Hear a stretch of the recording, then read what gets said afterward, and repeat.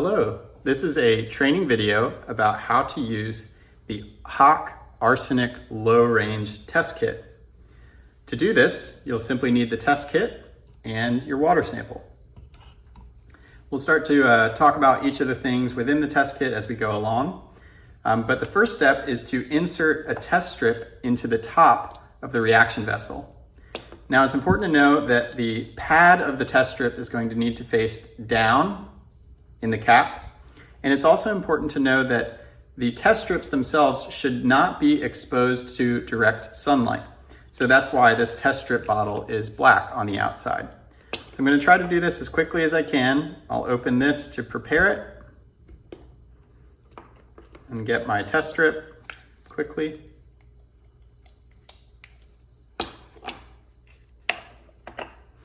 Insert it with the pad down and close the cap. Next, I can just set this top part aside, and I will next pour my sample into the reaction vessel. You'll pour it up to the fill line.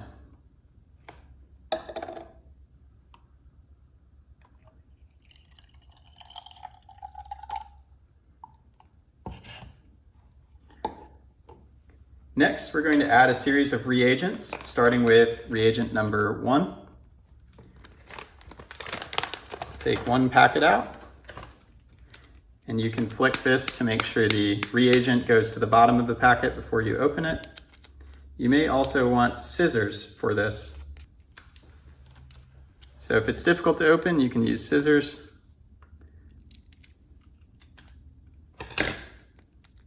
And then you'll pour the reagent number 1.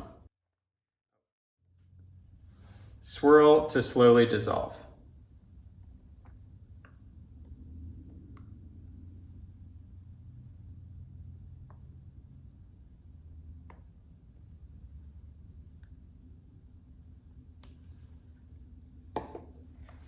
Next, you'll add reagent number 2. Again, you can flick the packet.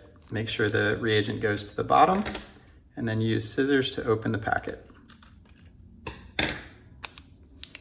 Next, you'll add reagent number 2, and again, swirl to slowly dissolve.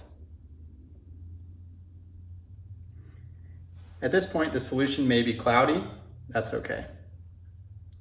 Now we're going to wait 3 minutes. So I'll start a timer for 3 minutes.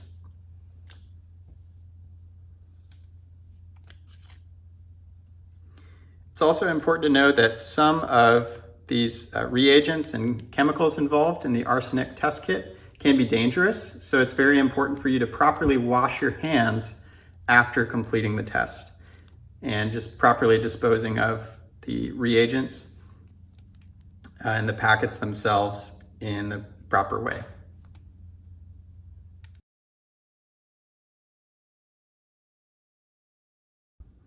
Okay, now that 3 minutes is up, we can reset our timer and move on to reagent number 3 from this packet.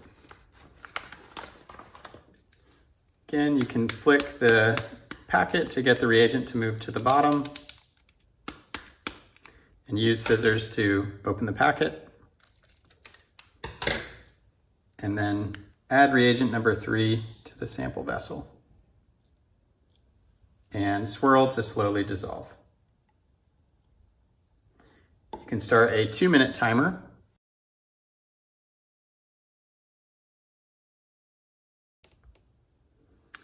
Okay, now that 2 minutes is up, we are ready to add reagent number 4, in which we'll use this scoop, which is measuring 2 grams from this bottle with the reagent inside.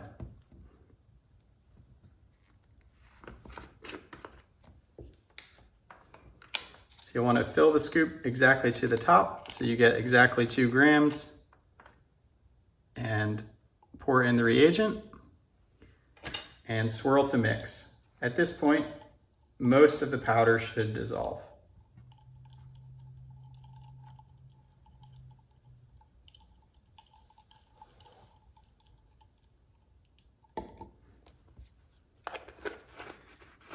If there's still some powder that hasn't dissolved, so that's okay. Just Continue with the process. And the last step is to add reagent number 5. It's important to know that when you add this reagent, a gas will be created.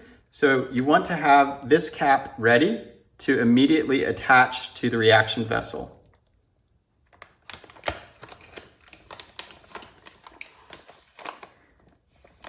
Another tip is to make sure that you're in a well-ventilated area and you're not breathing in directly any of the gas.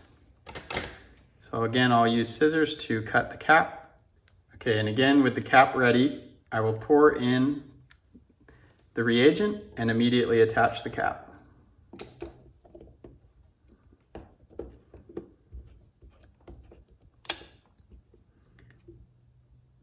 Then I will swirl slowly for approximately 3 seconds. 1, 2, 3. But I should not shake or invert the sample. It's very important that no water come into contact with the test strip, because it's actually the gas that's created that's going to be reacting with the test strip and indicating the results for us. So now we'll start a timer and wait for 30 minutes. And after 30 minutes, we can come back and see the results. It's important to not touch the reaction bottle for the full 30-minute period of the reaction. So you can set it aside and come back in 30 minutes to see the result. Okay, now that 30 minutes has passed, but not longer than 35 minutes, we can read the results. So we will take the reaction vessel with the test strip inside and take it out and compare it to what's on the side of the test strip bottle. So carefully remove the test strip. You should be able to just slide it directly out, and we'll compare that to what's on the test strip bottle to see the results. And this result indicates 0 arsenic in parts per billion. If you had a reading that was slightly darker yellow, it might be 10 or 30 or 50 and so on. So you can check the results this way. And that's how you do an arsenic low range test. I'll give some helpful tips here at the end and reminders. Do not expose the reacted test strip to direct sunlight before the test. The reaction products are photosensitive and will tend to darken, which may cause difficulty in color matching. Also, the solution in the reaction vessel should never come into direct contact with the test strip.